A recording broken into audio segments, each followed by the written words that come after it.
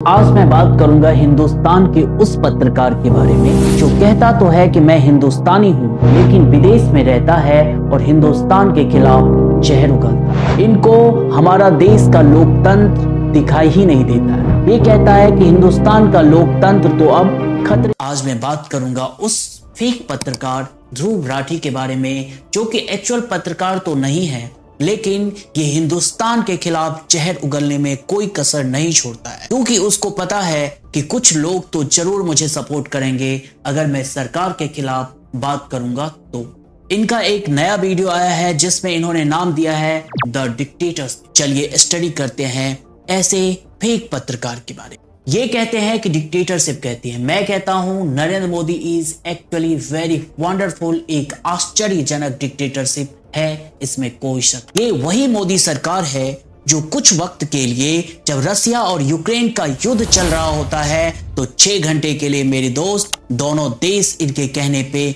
युद्ध रोक देती है और वहां पे जितने भी भारतीय स्टूडेंट्स फंसे हुए थे उनको ये निकाल लाते हैं। सिर्फ पहचान होता है एक हिंदुस्तान का तिरंगा। तिरंगा की शक्ति, तिरंगा की ताकत उस वक्त पूरा हिंदुस्तान ही नहीं बल्कि पूरी दुनिया ने देखा। नरेंद्र मोदी की दूसरी डिक्टेटरशिप सुनो मेरे दोस्त, आपके जैसे लोगों को ये कभी समझ में नहीं आने वाली, लेकिन 125 करोड़ हिंदुस्तानी को ये बात समझ में आती है, जिसके एक बयान से, एक स्टेटमेंट से हिंदुस्तान के 80 करोड़ सनातनियों ने अपने घर पे राम नाम का झंडा ले। 500 सालों के बाद हिंदुस्तान में राम मंदिर का निर्माण होता है, तो आपके जैसे पत्रकार को तो ये मोदी डिक्टेटरशिप लगेगा और लगना भी चाहिए। इनकी तीसरी डिक्टेटरशिप की धारा 370 सुना होगा। धारा 370 को एक दिन में खत्म कर दिया जाता है, जिसके बारे में विपक्ष का भ्रम होता है, विपक्ष का फैलावा हुआ झूठ होता है कि अगर धारा 370 हटाते हो तो हिंदुस्तान में तिरंगा उठाने वाले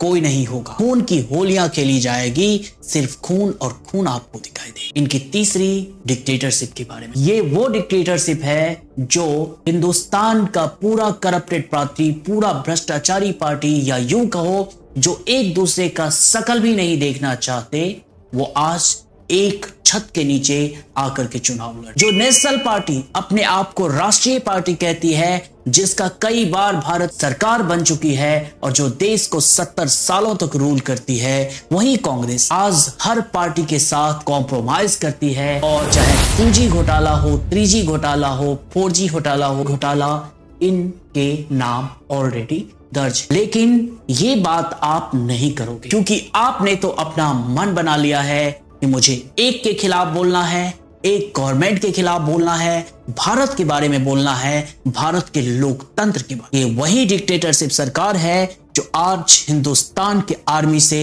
पूरा दुनिया कहती है क्या स्ट्रॉन्ग आर्मी है। तुम्हारे चाचा पाकिस्तान को कई बार यही आर्मी धूल चटा चुकी, कभी रात में तो कभी दिन में, और कभी मन हुआ तो दोपहर में भी उस आर्मी को, पाकिस्तान के आर्मी को भारतीय आर्मी अच्छी तरह से सबक से। जब भी चूचा करने की कोशिश करे उसको धो दो, क्योंकि हिंदुस्तान के आर्मी के पास अब पूरा ऑथोरिटी है, पूरा पावर है और दिल्ली फोन लगाने की जरूरत नहीं होती है। ये है डिक्टेटरशिप। डिक्टेटरशिप की बात करूं ना तो आज पूरा विश्व जिसका सम्मान करता हो, सम्मान मोदी का सिर्फ नहीं है मेरे दोस्त, सम्मान तो उस हर हिंदुस्तानी का है जो आज विदेश में रहता हो। कल जब विदेश में आप जाते थे और कहते थे आई एम इंडियन, तो कहा जाता था यस इट्स ओके। अब आप जाओ किसी भी देश में और एक शब्द जरूर कहा जाएगा, वाओ यू आर इंडियन। ये है हिंदुस्तान की बीजेपी पार्टी, मोदी पार्टी की डिक्टेटरशिप। इसमें कुछ लोगों को चुभना तो